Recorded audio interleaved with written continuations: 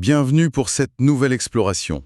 Aujourd'hui, on s'attaque à un monument, un géant de la bande dessinée, Jean Giraud. Ou Gire, ou Moebius plutôt. Exactement. C'est ça la complexité et la richesse du personnage. Une figure double, incroyable. D'un côté, Gire, le maître absolu du western avec Blue Mary. Et de l'autre, Moebius, ce visionnaire fou de la science-fiction qui a inspiré, excusez du peu, Miyazaki, Lucas, Ridley Scott. La liste est longue, oui. Alors aujourd'hui, on va essayer de défricher un peu tout ça. On se base sur un article Wikipédia assez dense pour comprendre sa vie, son œuvre. Oui, l'idée c'est pas de faire une bio classique, mais plutôt de saisir les points clés, comprendre comment Gire et Moebius cohabitaient, ce qui faisait son style si particulier, son impact au cinéma aussi. C'est ça.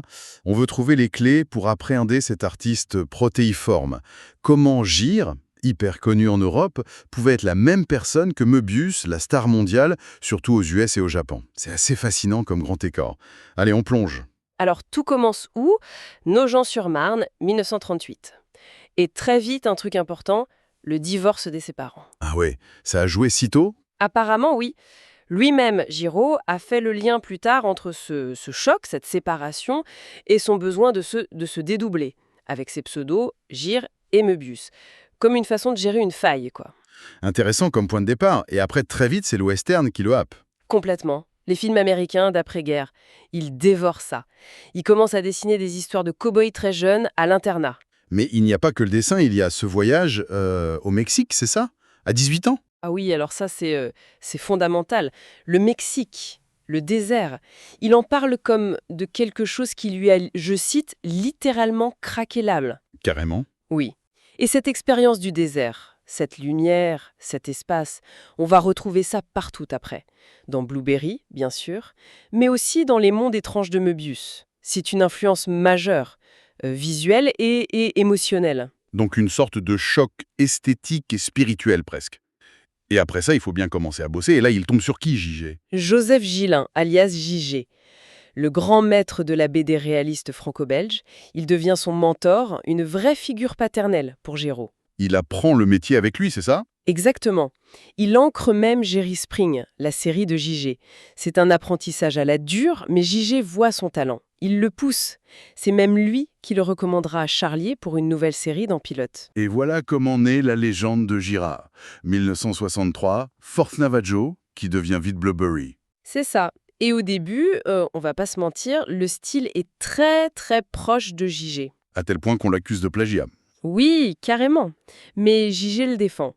Et puis Giraud, il trouve sa propre voix assez vite quand même. Son dessin devient plus personnel, plus réaliste presque, photo parfois. Et le personnage de Blueberry lui-même, il évolue pas mal, non? Inspiré de Belmondo au début, mais après... Ah oui, il devient plus ambigu, plus sombre.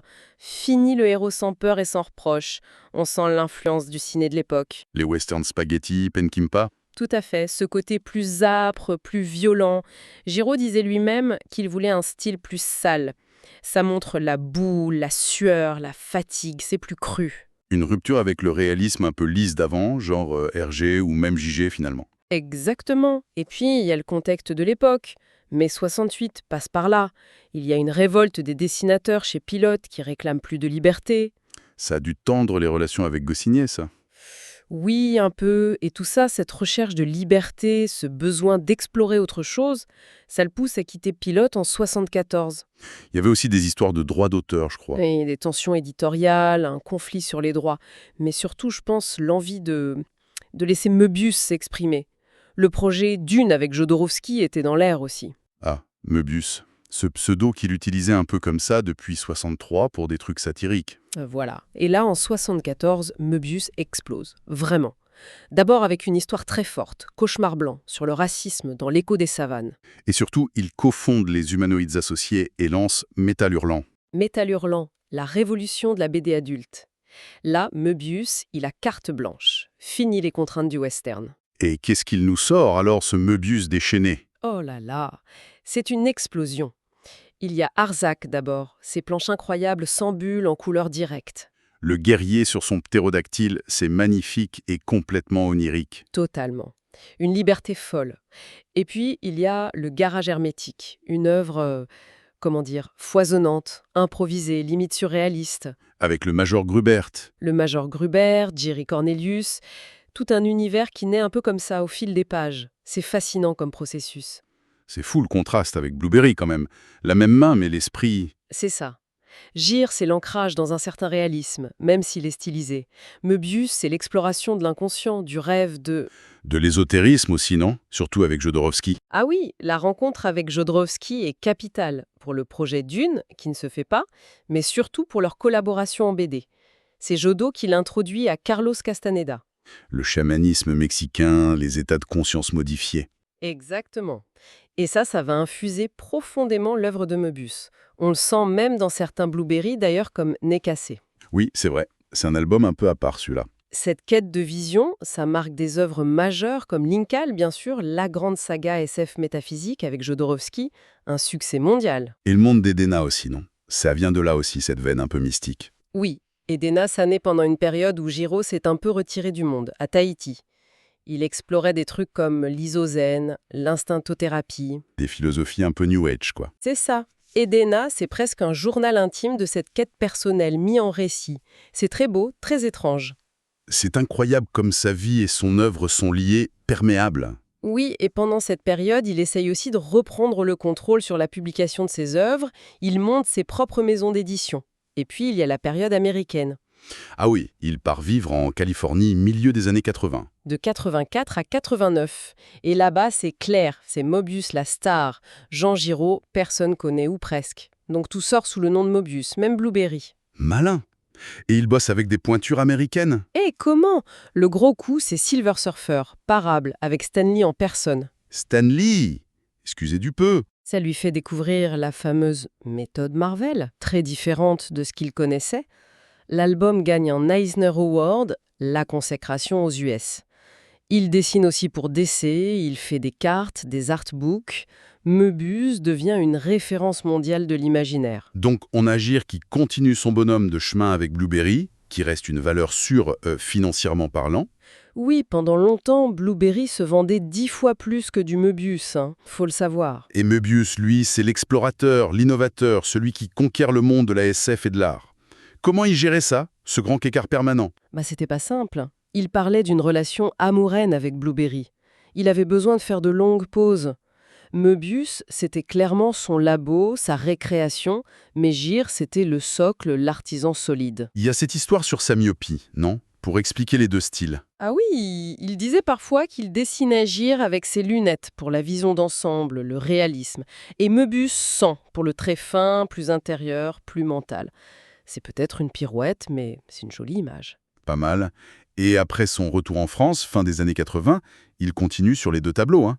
Oui, il terminait Dena, il refait des choses avec Jodorowsky, comme Le Cœur couronné, et puis il se lance dans un truc incroyable, Inside Möbius. Ah oui, cette espèce d'autobiographie dessinée où il se met en scène. C'est ça. En plusieurs volumes, il dialogue avec lui-même, avec ses personnages. Blueberry, Arzac, le Major Gruber. C'est une plongée fascinante dans sa tête, dans son processus créatif. Une mise en abîme assez dingue. Et le cinéma, on en a parlé au début, mais son influence est immense, même s'il n'a pas réalisé beaucoup de films lui-même. Son rôle de concept artiste a été déterminant. Le travail sur le Dune de Jodorowsky, même avorté, a été une mine d'or visuelle. Ridley Scott voit ça et l'embauche pour Alien. Les scaphandres d'Alien, c'est lui. Séduit. Iconique. Il y a Tron aussi, hein, bien sûr. Il a beaucoup travaillé sur le design, les storyboards. Une esthétique très particulière, Tron. Très Möbius, justement. Tout à fait. Et puis il y a Les Maîtres du Temps, le dessin animé de René Laloux, où il a créé tout l'univers graphique. Plus tard, il participe au 5e élément de Besson avec son pote Mézières. Même si son nom n'est pas en gros sur l'affiche, son œil a marqué des tas de films. Willow, Abyss. Oui, il a créé un vocabulaire visuel pour la SF et le fantastique au cinéma. Des formes, des ambiances, des architectures, qui sont devenues des références. C'est ça son grand apport, je pense. Sans oublier les adaptations directes comme le Blueberry de Koonen ou les projets autour d'Arzac et de Linkal. Exactement. Son œuvre continue d'inspirer le cinéma. Et en dehors de la BD et du ciné, il touchait à tout, non? Illustration, pub, jeux vidéo même. Ah oui, c'était un boulimique de dessin. Illustrateur pour des livres, des magazines, des pochettes de disques, des pubs. Et oui, les jeux vidéo aussi. Il a fait des jaquettes, du concept art. Son style a influencé énormément de jeux d'ailleurs. Un artiste total vraiment, avec cette dualité stylistique incroyable. Gire au pinceau, Möbius à la plume. C'est un peu réducteur, mais il y a de ça. Gire, c'est la puissance du trait réaliste, l'ancrage. Möbius, c'est la légèreté, l'imaginaire pur, la ligne claire ou au contraire les noirs et blancs, très travaillés façon gravure. Deux facettes d'un même génie, toujours en mouvement. Connu pour sa vitesse d'exécution aussi. Cette dualité, c'est vraiment le fil rouge. Gire Möbius, le réel, l'imaginaire, le concret, l'éthéré. Il est parti en 2012. Ça laisse un vide. Mais quel héritage! Un héritage colossal, oui. On dit souvent que c'est l'artiste de BD européen le plus influent après Hergé. Et c'est pas faux. Les hommages sont venus de partout. Miyazaki, Gibson, Scott, Fellini, Gaiman, Lucas. Tous ont reconnu son influence. Miyazaki a dit qu'Arzac avait été un choc pour lui. Gibson a dit que The Long Tomorrow était une base du cyberpunk. C'est énorme. Lui, il avait l'air un peu amusé, presque dépassé par ce statut d'icône mondiale. Il disait « Maintenant je suis comme une licorne ». C'est une belle image. Ça dit bien le côté mythique qu'il avait atteint de son vivant. Les prix, les récompenses, il les a tous eus ou presque. Grand Prix d'Angoulême, les Eisner aux US, les ordres nationaux en France. Ils ont même donné son nom à un bâtiment à Angoulême, le vaisseau Möbius, et à un astéroïde. Oui, 109,45, Giraud. La totale. Bon, si on essaye de résumer, Jean-Giraud Möbius, c'est cet artiste incroyable qui a joué sur 2 tableaux avec une maestria folle. Il a été un maître du western, genre ultra codifié, et en même temps il a fait exploser la SF et le fantastique avec une liberté, une inventivité dingue. C'est ça.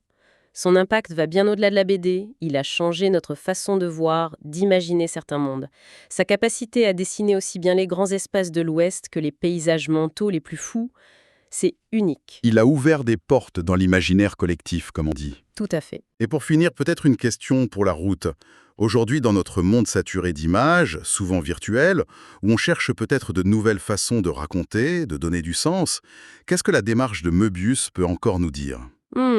Bonne question.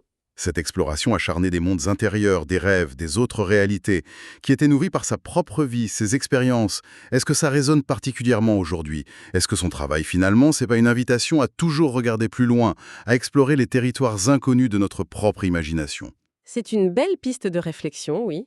Son œuvre reste une source d'émerveillement et de questionnement, c'est certain. Une invitation au voyage intérieur.